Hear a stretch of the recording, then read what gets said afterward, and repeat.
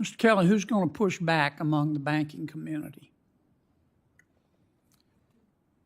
Senator Kennedy, I'm not sure who will push back on that. All right, Mr. Harrison?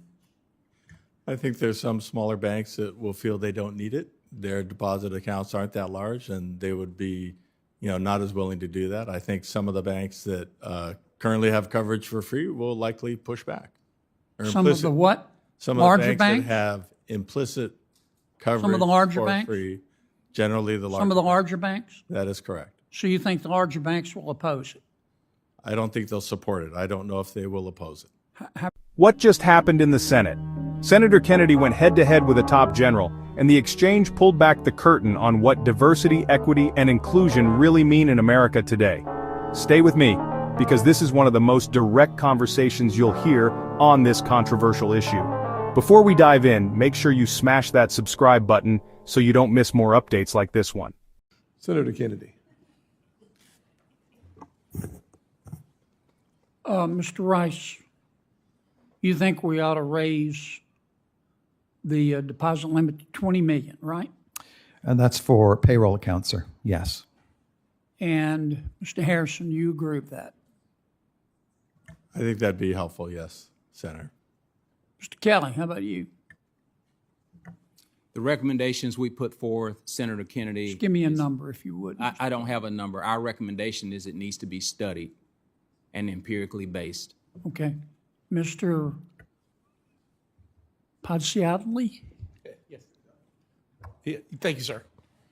My colleagues are impressed that I can pronounce it. I'm very well done. I'm kind of impressed myself. I used to get a lot of starts with a P going in my undergraduate and high school. All right. I'll call you Scooter. How? I'll take that as Give me a number.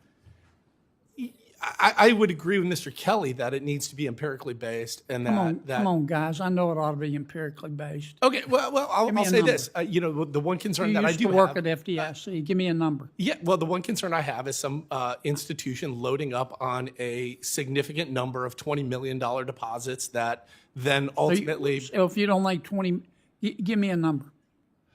I don't have one off. You're not going to give me a number. I will give you my best guess, which is that 250 is not high enough, and 20 million is probably too high. How much?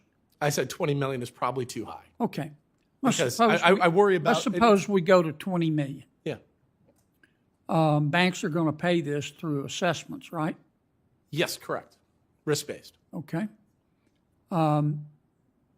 Kelly, who's going to push back among the banking community? Senator Kennedy, I'm not sure who will push back on that. All right. Mr. Harrison? I think there's some smaller banks that will feel they don't need it. Their deposit accounts aren't that large, and they would be, not as willing to do that. I think some of the banks that currently have coverage for free will likely push back. Some of the what? Some larger of the banks that have implicit coverage Some of the larger for banks? free. Generally, the larger. Some of the larger banks? That is correct. So you think the larger banks will oppose it? I don't think they'll support it. I don't know if they will oppose it. How about you, Scooter? I love the new nickname. I will take that as a warm regard. But It is. I would say that my bigger concern is the aggregation of deposits. Who's going to push back? I don't know that you would have any institution that would push back other than as Everybody be happy. well. It depends on what the cost is, right? Mr. Rice, who's going to push back? Not our 144 million members, sir. They'd be delighted that their paychecks are guaranteed. Who's going to push back, though? The bankers, sir, the large banks. The large bank. They're not here today, and I think their silence is implicit on their stand on this. Okay. So here's what I hear you saying. 20 million indexed to inflation, but the large banks are not going to like it because they have an implicit guarantee. Does anybody disagree with that?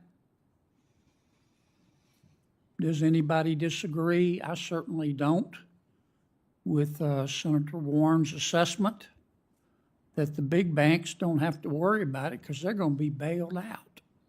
Somebody disagree with that? Okay. Well, let me add a little color, Senator. I think perspective. So I led a committee. And I'm sorry, sir. I led a committee that included banks of all sizes. Right. And one of the things I learned in leading that committee is that there is a lot of complexity associated with the prudential regulatory aspect of those larger institutions. Their liquidity requirements are very different than mine at $700 million a year. And so it's something that I had to become sensitive to as a leader of that group. And so while we sit here— Kelly, let me stop you. I understand. You're a smart man and you're a successful man. Well, I appreciate the compliment. And I Senator. appreciate that. But you're telling me here today, all of you, we've got a problem.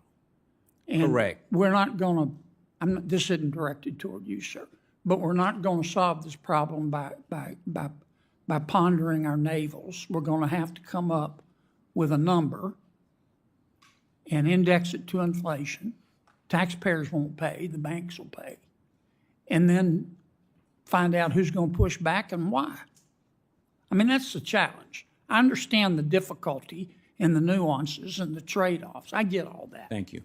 And you make, I don't mean to denigrate your analysis, because you know a lot more about this than I do. But you're saying we have a problem. I'm asking how we solve it. And what I'm hearing is $20 million, index it to inflation. The larger banks are going to raise fresh hell. It all started when Senator Kennedy asked the general a simple question: do you believe in diversity, equity, and inclusion? The general responded that yes, fairness, impartiality, and inclusivity are values he supports. On the surface, it sounded like common ground. But Kennedy wasn't done. Kennedy quickly drew a line between the original meaning of equity, fairness, and impartiality, and the way it's now being used across America. He argued that today, DEI is less about fairness and more about quotas, and the general agreed. They both acknowledged that many institutions are twisting these ideas to justify discrimination. Kennedy went even further, pressing the point. Should race ever be used to harm someone? Both men agreed, it's wrong, it's illegal, and it's un-American. But here's the twist. Kennedy pointed out it's also wrong to use race to advantage someone, citing Supreme Court rulings. That means quotas, even those meant to help, are just as discriminatory. This is where it got heated. Kennedy blasted universities and institutions for clinging to quotas despite the law. He even singled out Harvard, accusing it of supporting policies that hurt Jewish students. According to Kennedy, most Americans don't obsess over race. In his words, souls don't have color. And the obsession with quotas? Immoral, illegal, and un-American. If you agree or disagree, drop your thoughts in the comments. And while you're at it, hit that subscribe button for more videos like this.